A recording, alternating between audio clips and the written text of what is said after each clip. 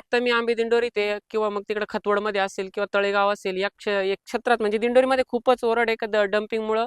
आता एक त्यांनी उदाहरण पण दिलं बाबा, कोणातरी मित्राचा प्लॉट काढून आहे, टाकला, मित्राचा प्लॉट 100% डम्पिंग झाला. डम्पिंग झाला. हो. आपल्या प्लॉटमध्ये डम्पिंगचा प्रॉब्लेम जाणवला का? नाही, अजून तर काहीच नाही काहीच जाणवलेला. नाही ना? नाही. नवीन प्लॉटमध्ये, नवीन प्लॉट मध्ये पण नाही दोन्ही जाणवलेला. एकरमध्ये काहीच नाही दोन्ही जाणवलं? दोन्ही एकर मध्ये एक पण झाड नाही. असं एखादा कोपरा आहे का तिथं खूप पाणी तुमचं आहे पण डम्पिंग झालं का झाड?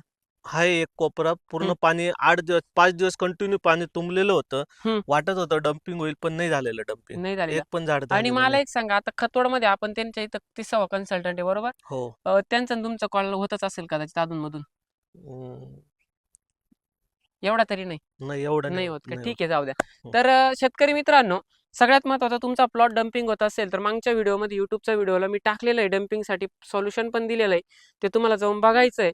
आणि त्यानंतर जर तुमचा प्लॉट डम्पिंग पासून वाचवायचा असेल तर प्लॉट रजिस्टर करावा लागेल. खाली दिलेल्या ऑफिसचे नंबर आहे, प्लॉट